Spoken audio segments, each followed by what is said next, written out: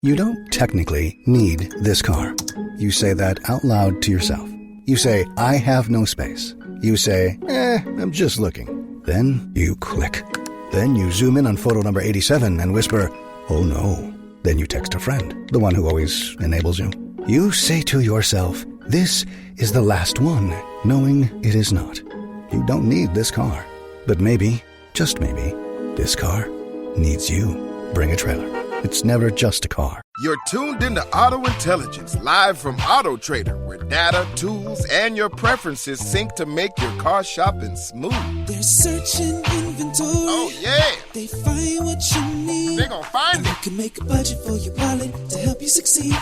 Pricing's precise and true. So true. It's smarter car shopping. Ooh. Just for you. Oh, it's just for you. Ooh. Find your next ride at autotrader.com. Powered by Auto Intelligence. Hey, it's me, shakeable, breakable, unmistakable Claptrap. But don't break me, break free in Borderlands 4, the newest, bestest looter shooter you can play with friends. Everything's better with friends, and I would totally know. Pre-order Borderlands 4 now. Rated mature. What if buying a new appliance felt like a win for your home and your wallet? Save up to 50%, plus up to an extra $600 on select major appliances at the Best Buy Appliances Labor Day sale. Learn more at bestbuy.com. Best Buy. Imagine that. Only Murders in the Building, Season 5. The hit Hulu original is back. The night Buster died, he was talking with this mobster. Was he killed in a hit? We need to go face to face with the mob. Get ready for a season Buongiorno, signore. Oh, this is how I die. you can't refuse. You're going to save the day, like you always do, by being smart, sharp, and almost always by mistake. The Hulu original series, Only Murders in the Building, premieres September 9. Streaming on Hulu and Hulu on Disney Plus for bundle subscribers. Terms apply. New episodes Tuesdays.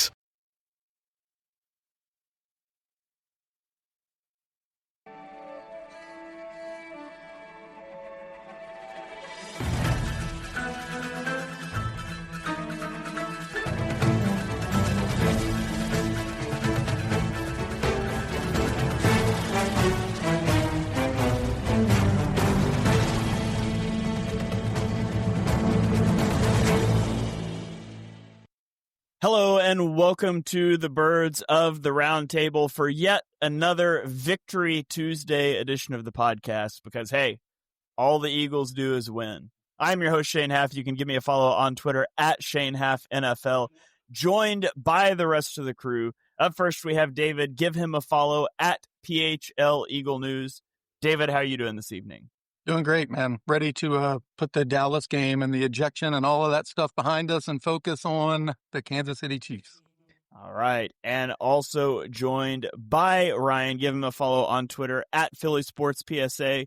Ryan, how are you doing? I'm doing fantastic. Still recovering from Thursday, but I think I'll be ready by Sunday. All right. You were at the game, right? I was, yeah. What time did you get home from the game? It was about 2:30 in the morning. Okay. Not only was the hour and 15-minute rain delay or weather delay, if you will, that didn't really rain. There was it was a huge accident on the Schuylkill on the way home. So that didn't help.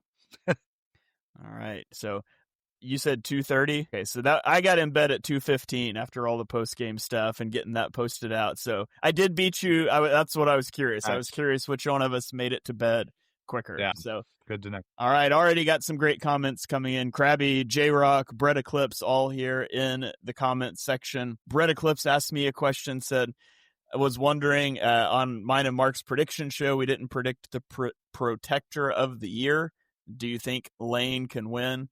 Yeah, I mean, I feel like Lane is all of the offensive linemen's favorite offensive lineman. So I feel like he's probably got a pretty good shot at that, especially since, Micah Parsons dominated Penei Sewell. Sure. Penei Sewell gave up a 17% pressure rate to Micah Parsons. So, ouch. Yeah, kind of puts the bow on that whole conversation from the offseason. But we're not just here to hate on Penei Sewell, who I think is a tremendous player. Just don't tell me he's better than Lane Johnson.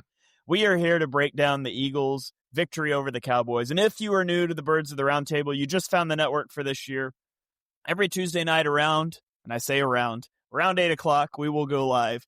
And we always give our top takeaway from each side of the ball and our MVP pick. And we don't allow repeats on the MVP pick. So it's basically a way to talk about 3 different players who had good games.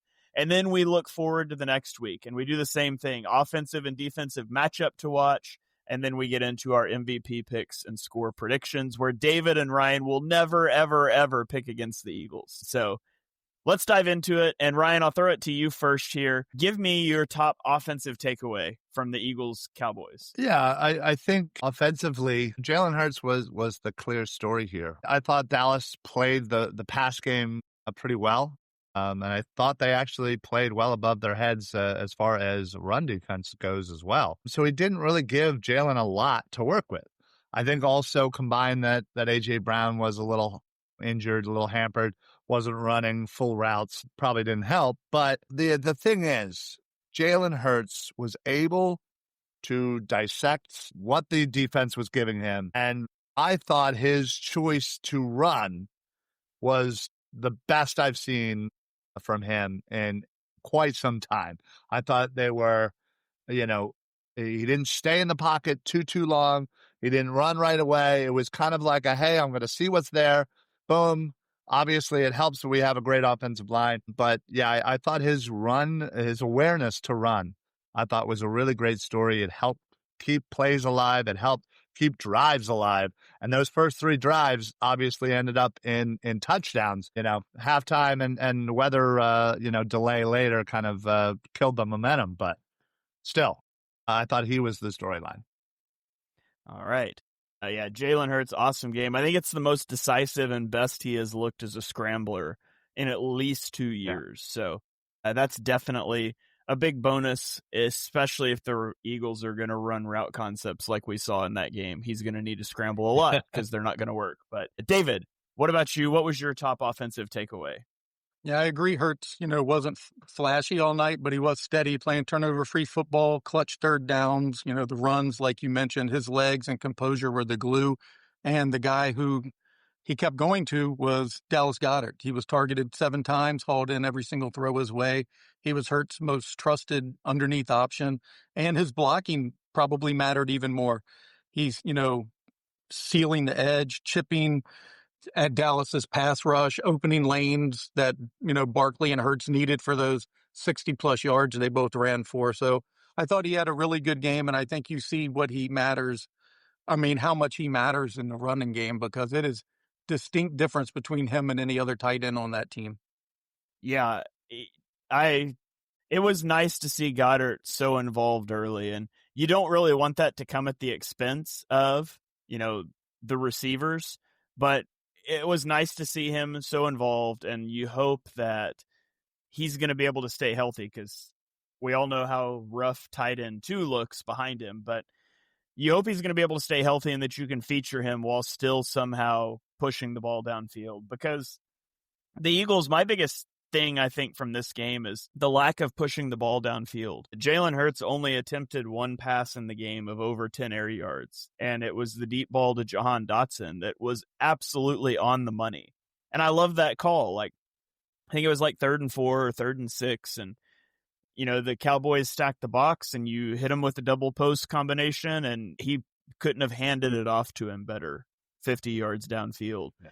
And I guess that made it confusing to me why the Eagles didn't go back to it, because the Cowboys were very intentionally stacking the box. And it seems like for years, the Eagles have had just a really simple approach to offense that, did you stack the box? If the answer is no, we're going to run the ball and you can't stop us. And if the answer is yes, we're going to pick our vertical shots. We're going to throw those 15-yard comeback routes that Jalen's so good at. And that just wasn't there all game. And so, there's been lots of speculation about A.J. Brown. I didn't think some of his routes looked normal. And so I wondered about lingering from the injury. But, I saw him blocking, and you see him get open on a couple routes. And so I don't know what to make of that. I really talked about a lot in the offseason that I would like to see the Eagles develop a quick game where Hurts could throw with rhythm and timing.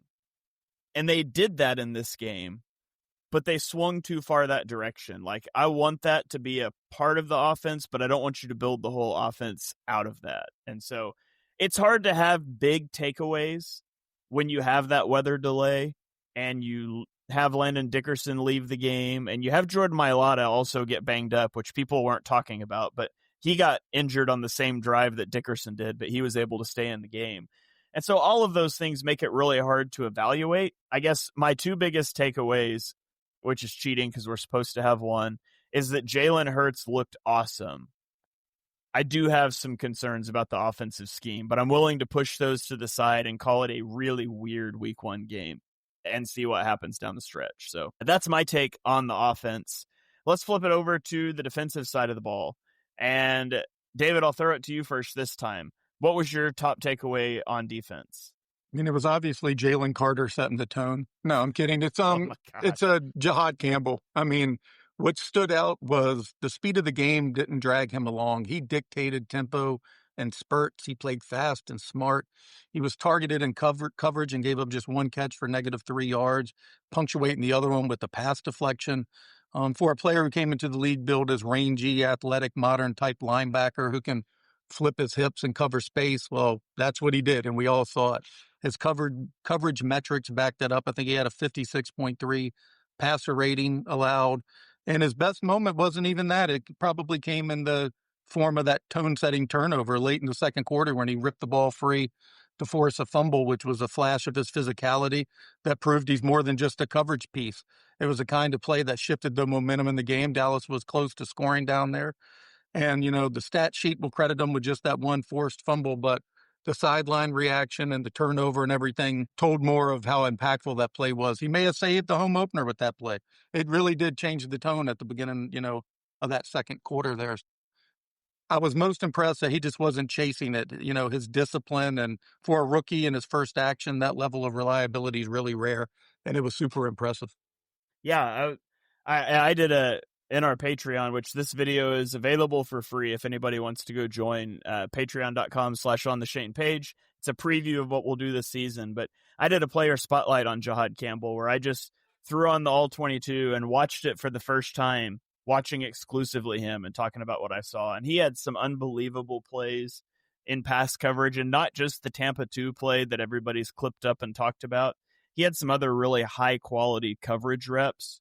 He got moved in the run game some, and I thought he was a little hesitant in the run game at times, but it was an incredible debut from him. And it's honestly, I'm stealing Ryan's thunder here, but after watching Nate Gary and Alex Singleton and you have Zach Bond, who I'm comfortable saying is the best linebacker in the NFL.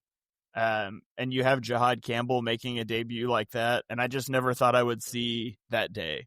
And so much fun watching those guys on film. But Ryan, what was your top takeaway? Yeah, obviously, David completely stole my thunder. Thank you. I do just want to just piggyback just for a split second of just how amazingly happy I am with Jahad, his debut. Again, he wasn't going to light up the stat sheet, but I thought he looked comfortable. He looked like he belonged. The speed of the game was not too much, and he was out there making plays. And, again, as far as the debut goes, I never thought we would be talking about a first-round linebacker, much less talking about his first game. I thought it was absolute A+ in my opinion, just for, his awareness, his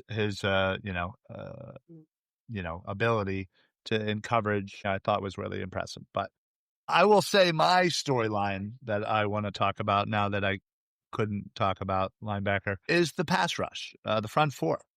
Didn't get home, close, but no cigar, kind of pretty much all night. I think certainly that was a lot in the design of Dallas's offense. Dak certainly usually is very quick about getting the ball out, and he sure seemed like it on Thursday night. But yeah, I just kind of fully expected a little bit more of getting home and getting some hits on Dak and getting a sack or two. There was, I think one of the closest plays, I believe it was Jalix Hunt, who was probably a mere split second away from having a strip sack. But that was pretty much it. Dak, again, didn't give himself a lot of time, but he was able to throw the ball without pressure pretty much all night. It just seemed like they were just unable to really put on good pressure. And when they were, it seemed like Dak was still able to get the ball out pretty comfortably. So I'm hoping that next week looks a little different in that department. Yeah, one of the things I talked about on my show with Johnny earlier this week, and I try not to just repeat the same things on this show, but we're down Dibes, and so I'm filling in a little bit here, is I actually thought the pass rush was better than I expected it to be when I went back and rewatched. And so they ended up pressuring Dak on 37% of his dropbacks, which is a pretty high number. Now, no sacks. They didn't finish any of them, and you've got to finish. And I don't know how in the world that one sack should have been sacked from Jordan Davis didn't get finished. Right. No idea. If that was Jalen that got out of that sack, that clip would live on Eagles Twitter. Yes. That clip would feed families, as they say. And so I don't know how Dak got out of that. It was encouraging to see Jordan Davis make some plays as a pass rusher. Josh Uche, he had a good game. Yeah. And it was so weird because I expected, based on preseason and things, I expected Uche to be inactive and Adoree Jackson to play. And not only was that flipped, but Uche... what did I say? Adoree Jackson. Adoree. I would love to see Adoree Jackson be inactive on game day. Wouldn't that be great? Hey, who knows? How are you still maybe they should flip that. Maybe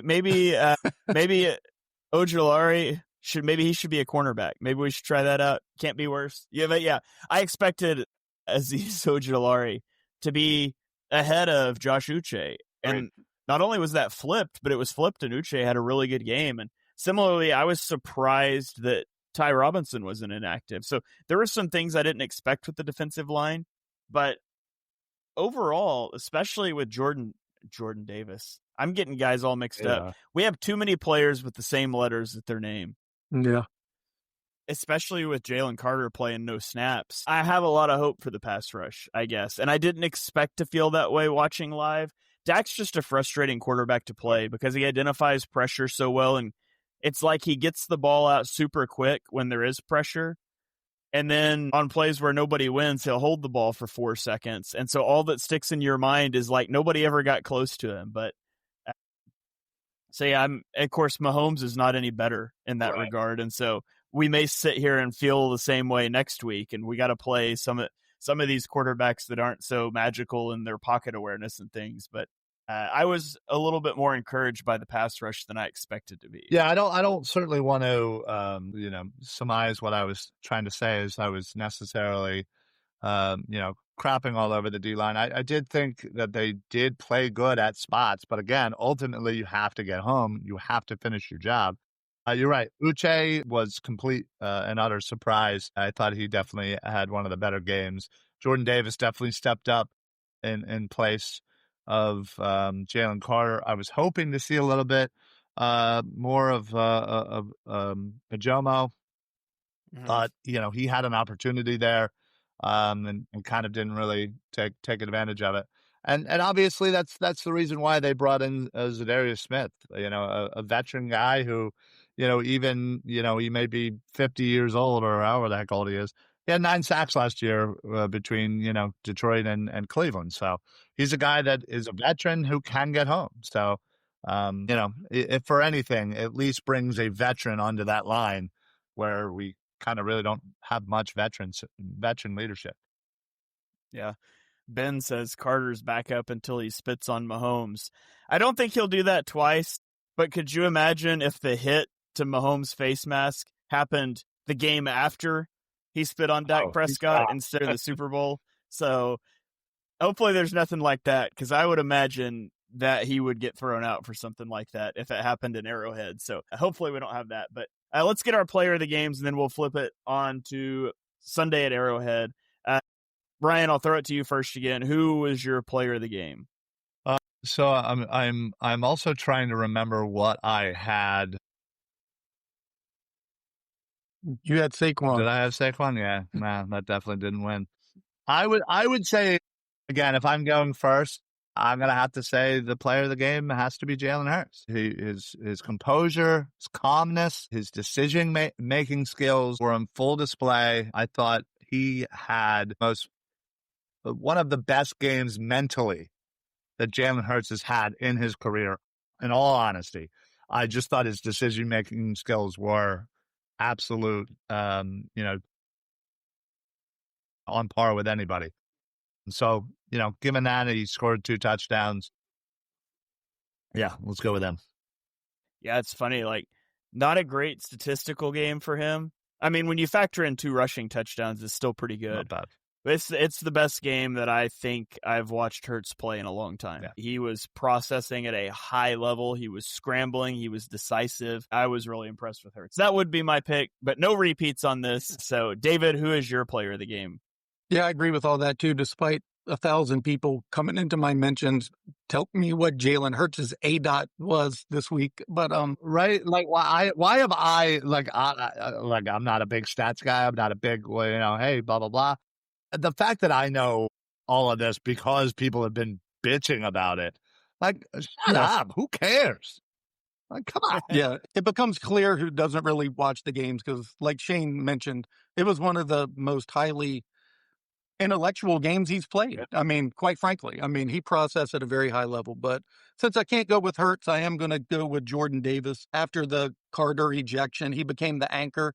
He logged 6 tackles, 2 pressures, a batted pass, a TFL, and I think we may have seen a little bit of his shape, his offseason training come into play. He played a career high, I believe it was 87% of the defensive snaps, which was 15-20% more than he's ever done. That workload and his production just screamed to me of how much he has taken this as a job and as a serious offseason to get himself into shape and to earn that second contract with the Philadelphia Eagles. And I was very impressed, because that's in short order to come in when Jalen Carter goes out and you're suddenly going to be the guy in the middle who's absorbing everything. And it was pretty impressive how he was able to take that on.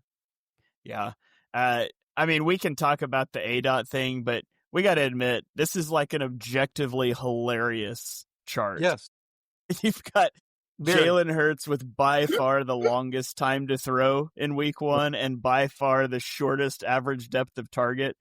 It's the funniest chart I've seen since the Eagles signed Rashad Penny, and I tweeted the one chart where he just totally broke the chart with yards after contact or whatever it was, and then he played 3 snaps for the Eagles. Yep. But just a hilarious chart, and it's a funny stat for sure. But I'll go with Zach Bond for my player of the game. Leads the team in tackles. Zach Bond is just a pleasure to watch playing football. He is a heat-seeking missile in run defense. He ran the pole in Tampa 2 once and made a great pass breakup. He had an unbelievable play near the end of the game. He was a hook zone defender over the middle of the field, and he gets to a corner route on the sideline that he has no business. It's not even his responsibility. He just sees it and knows there's nothing for him to cover. It's Cooper DeJean's guy. And honestly, if Zach Bond doesn't get there, Cooper DeJean might intercept the pass. But also, if Cooper DeJean doesn't get there, Zach Bond might have intercepted that pass. And it was a great read by Dak. It was a great concept. And both of those guys honestly made unbelievable plays to get there. But Zach Bond, it's just a pure joy to watch him play football. So I'll give him my player of the week shout out. So, all right. Now we're going to spin forward to next week's matchup with the Kansas City Chiefs. It's at 4:00 on Sunday afternoon. And we're going to go through top matchups to watch. We'll give our score prediction. So let's start with the Eagles offense against the Chiefs defense. David, what is your top matchup to watch? I'll take the Saquon Barkley just because I am sure he was stewing for the past 7 months of how he got stood up in that game and he didn't get to play how he wanted to. They definitely stacked the box. I think you kind of saw Dallas do that at times too. It is a copycat league. And I think he would love this opportunity to have a second crack at that because as much as he meant to the team winning that Super Bowl, he has talked about how he wishes he had performed better during the game. So I think there is a lot of I don't know what the word is. I don't want to say just incentive. He just to put it kindly, there's a lot of incentive for him to do well in this game because I think it is something that has been bugging him for the past 7 months. Yeah. All right. So Saquon Barkley against the Chiefs run defense. Ryan, what do you have? Yeah, I'm going to go the opposite. I'm going to go the pass game. I'm going to go those wide receivers versus the Chiefs corners. Again, the wide receiver, number 1 and number 2 had, it feels like they had -7 targets. They obviously want to get themselves established. They want to be able to, provide an offensive spark. Again, we can certainly kind of conjecture whether or not A.J. Brown was truly hurt and he was just kind of more out there for, dummy sake, But I fully expect a week and a half rest for AJ. He should be hopefully good to go. Combine that with Devontae. I look for them to go up against, Trent McDuffie, obviously a very good corner. So it's not going to be a cakewalk, but I expect them to step up and provide a good amount of offense for this team. Well, I do appreciate you guys taking the run game and the pass game, and I don't know what I'm going to take now, but I do. Let me issue a fact correction. I think that chart might have been missing a game because Justin Fields had the longest time to throw, and Aaron Rodgers actually had the shortest ADOT. And Hurts is second in both of those things. So I think that one game might have got left off. But it's still a funny chart and just funny to see that. But I'm going to go. I'm really interested just to see how the Eagles will attack the Chiefs. So the Chargers, who we all thought was going to be a really run-heavy team, they went really play-action heavy against the Chiefs. And it worked. And Justin Herbert was effective as a scrambler. He had 7 carries for 32 yards. And I mean, he's athletic, but he's not a guy you generally think of as a dual threat. So I think there'll be scrambling opportunities for Hurts. I think there is a good opportunity to utilize play action. But the Chiefs' pass rush really didn't do much against the Chargers. And the Chargers are starting to back up right tackle right now. And so I think there's going to be time, unless they just go crazy blitz heavy, which they did start to do at the end of that Chargers game. And Herbert just made him pay. So maybe they come out of the gate doing that. The Eagles are going to have answers for that. But I'm just curious to see what the philosophy is going to be. What's your approach? Seeing what the Chargers did to him in Brazil on Friday night, how do you approach that? Do you try to get real play action heavy? Do you try to get those shots, get your quarterback out on the move? Those are some things I would like to see, but I'm just not sure how they're going to try to approach this Chiefs defense. And a lot of times Spags is a guy that doesn't allow you to dictate. He's going to dictate to you.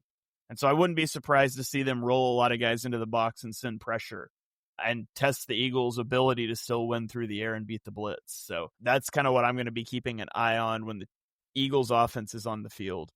But let's flip the script and talk about the defense.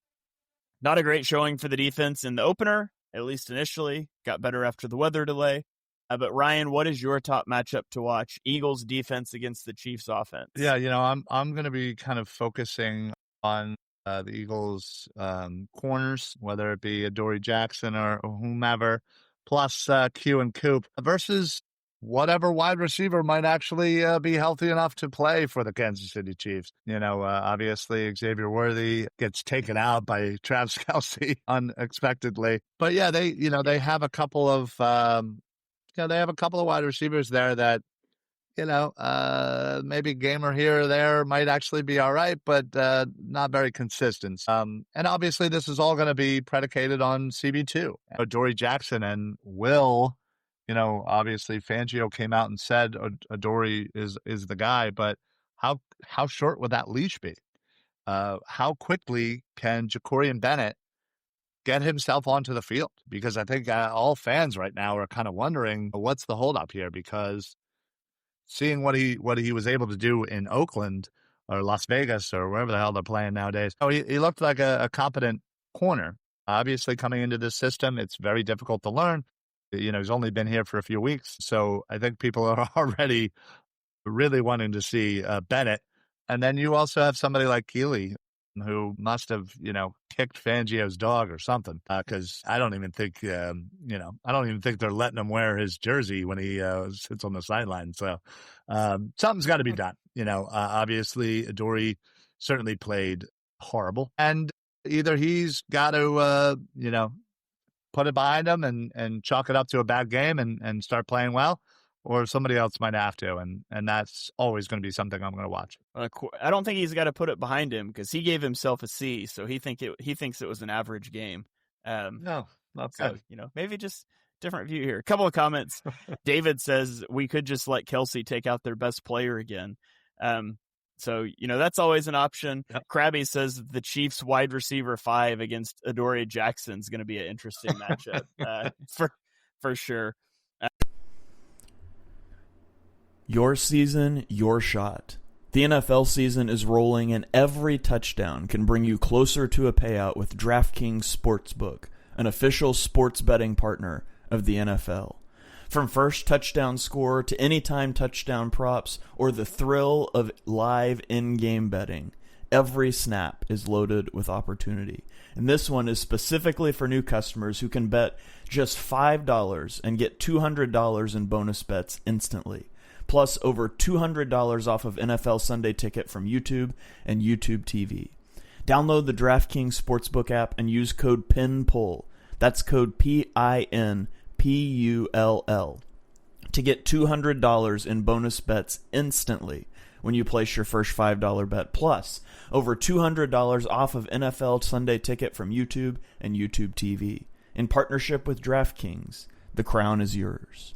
Gambling problem? Call 1-800-GAMBLER. In New York, call 8778-HOPE-NY or text HOPE-NY. That is 467-369. In Connecticut, help is available for problem gambling. Call 888-789-7777 or visit ccpg.org. Please play responsibly. On behalf of Boot Hill Casino and Resort, Kansas, 21 plus age and eligibility varies by jurisdiction. Fees may apply in Illinois. Void in Ontario. Bonus bet expires 7 days after issuance. See sportsbook.draftkings.com/promos. NFL Sunday Ticket offer for new subscribers only and auto renews until canceled. Digital games and commercial use excluded. Restrictions apply. Additional NFL Sunday Ticket terms at youtube.com/go/NFL Sunday Ticket/terms. Limited time offer.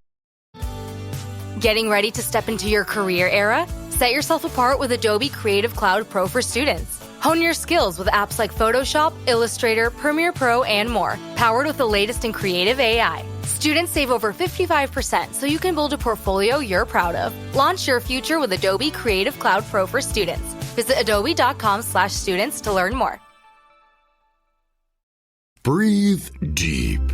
Imagine your legs more limber in Duluth Trading Double Flex Denim. Envision euphorically squatting for that can of suds, bending for your toolbox in a state of bliss, lunging for your laser level on a whole new level. Relax and allow the flex to fill you with ability. Find your inner flex in Double Flex Denim only at Duluth Trading. Sweat moves you forward. Degree Antiperspirant is here to make sure it never holds you back. Clocking in, sweat. Lunch meeting, sweat. Biking home, sweat. Degree Advanced is for the hustlers who put in the sweat. The world's #1 antiperspirant with up to 72-hour sweat and odor protection. Degree, here for sweat. Try it today. This podcast is brought to you by Carvana. Got a car to sell but no time to waste? Hop on to Carvana.com to get a real offer for your car in seconds. All you have to do is enter your license plate, answer a few quick questions, and if you accept the offer, Carvana will pay you as soon as you hand the keys over. They even offer same-day pickup in many cities.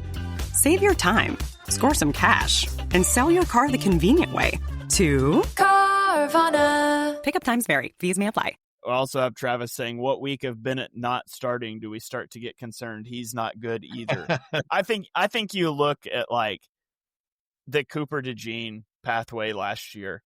I mean, Cooper DeJean, as good as Cooper DeJean was right out of the gate, I can't imagine that he looked bad for 4 weeks in practice. I think it's a earning trust thing with Vic. And so, yeah, I mean, if Adoree Jackson looks this bad for multiple weeks and you still don't get Bennett, then it's probably a concern. But so we'll see on that. David, what is your top matchup to watch? I went with the Eagles pass rush versus the Chiefs offensive line.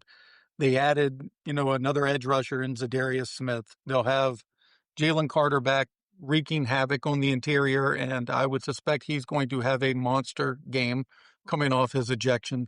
The Chiefs O-line, they have a lot of incentive, kind of like Saquon in reverse, to try to have a much better showing than what they did in the Super Bowl. But, they have to keep Mahomes clean if they want to protect their home turf. If the Chiefs lose that battle, they lose the game. And if they get pressure on Mahomes and bracket Kelsey and force Mahomes to lean on those secondary options that none of us even know who they are because they're down so many wide receivers, this could be another long game for them, and Sirianni might be on the sideline counting sacks again like he was in February. So I'm really excited to see that part of the game because it is definitely the Chiefs' burden to try to figure out how to stop that.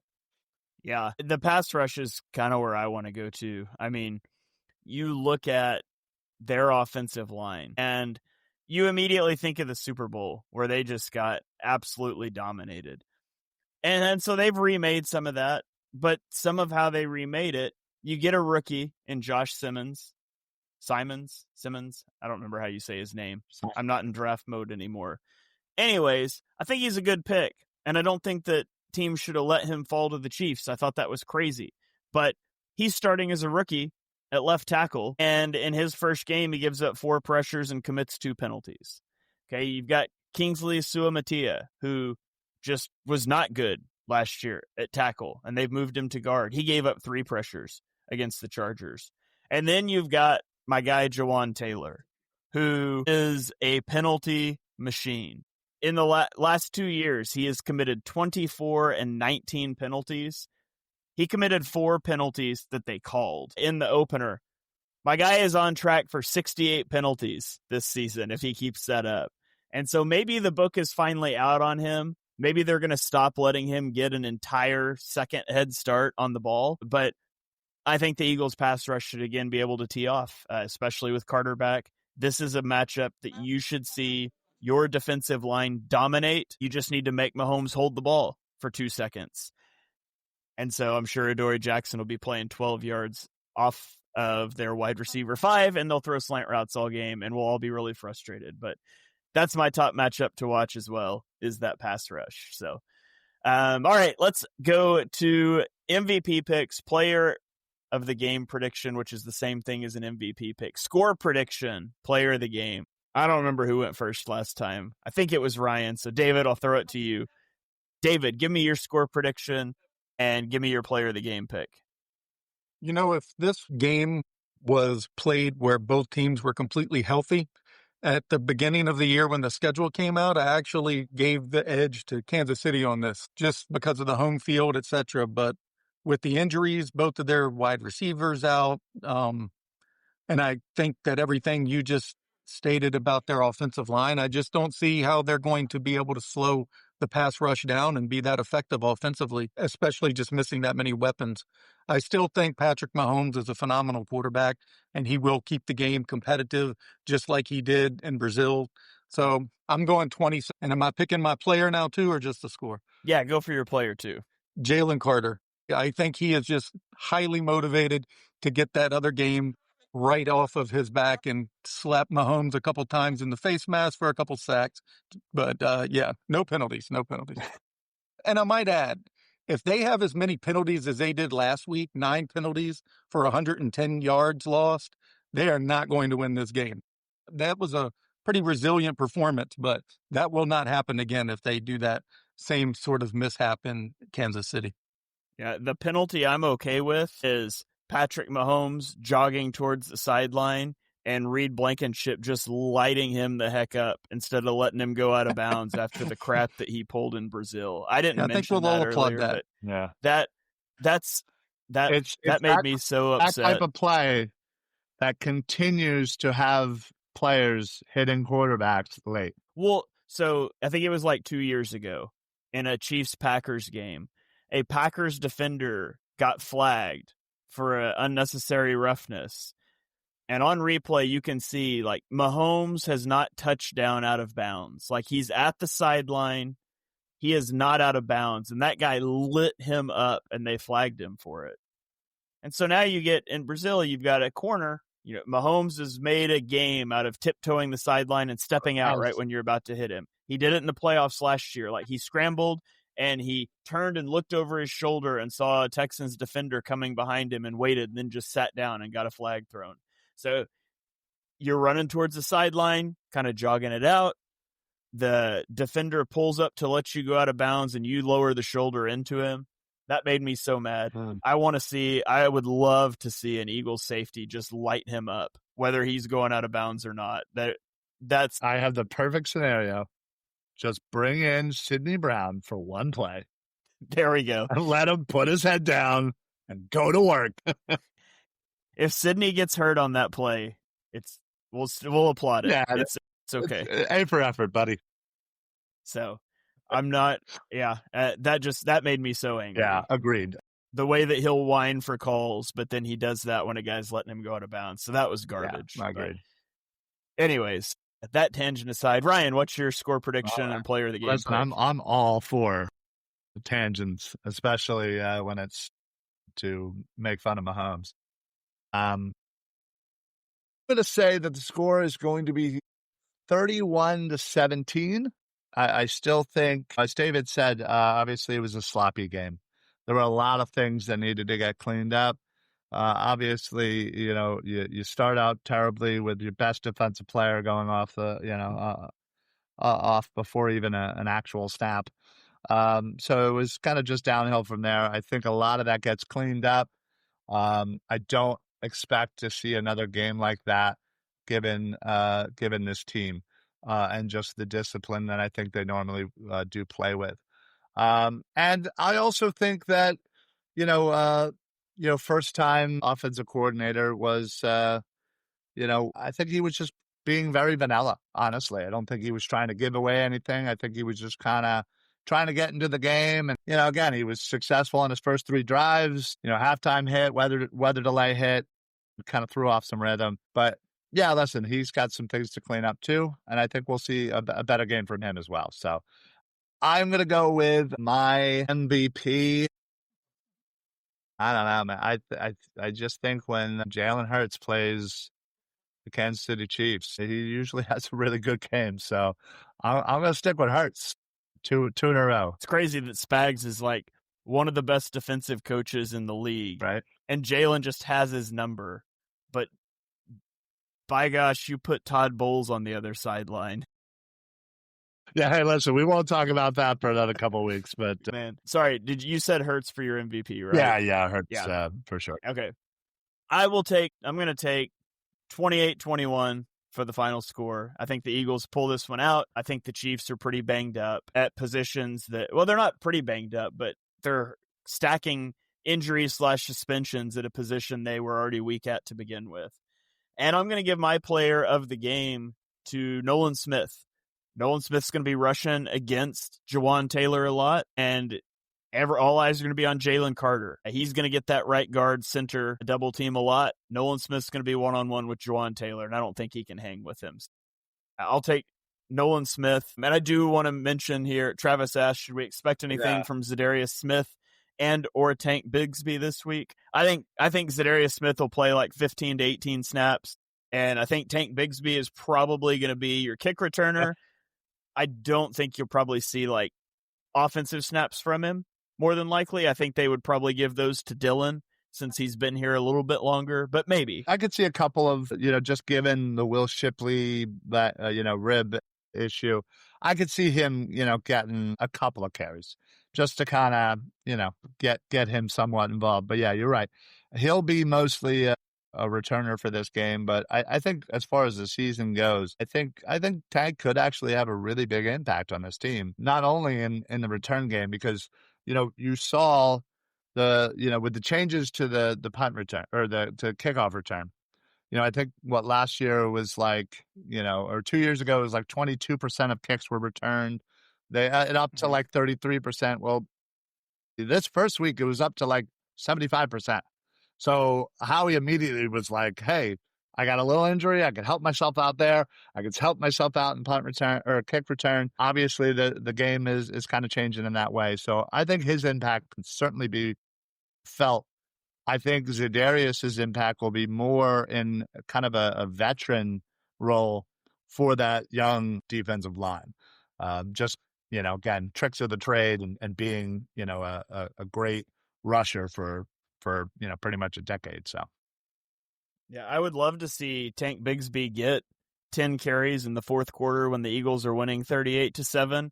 I'm not sure that's in the cards for this one, but that would be great as well. Awesome. So, David, any thoughts you want to throw out there on Tank or Za'Darius Smith before we get out of here? No, I think y'all covered it. I do think he'll get a couple carries, but agreed the reason that they went after him so highly was because of the kick return. And they were talking to him or the Jaguars a week ago about this. Like, it wasn't like he saw week one and was like, oh shit, I need to, quickly do something. That probably was a bigger impact on it, but he knew that they needed to do something quickly. He was just waiting for the right time. And I guess Travis Etienne, is that how you say his last name? Etienne. Showed that he had a good game. And I guess the Jags were... They have Tootin as well, so I really like him there. Jags felt comfortable moving him, and they start a new 4 years with a cheap contract with Bashal Tootin. So, I'm excited for him, though. I was big on him in the draft. I think all of us had him in our top 100, back in 2023, like third round, second round, late second, early third guy. But, yeah, I'm excited about that pickup, actually. And I do feel bad for Shipley. I mean, I guess it is a fractured rib. He's probably out 6 to 8 weeks. Yeah. Tough injury, just like BVS, man. Tough to go out like that right at the beginning of the season. Yeah, it was, I again, in the stadium, I feel like we were barely, coming down from the high of the pregame ceremony with the, banner drop. And all of a sudden we're like, oh, crap. Is somebody down? Let's go. Wait, what? Carter's out? What just happened? Like, it was just like boom, boom, boom. And we're like, oh, who the heck's even down?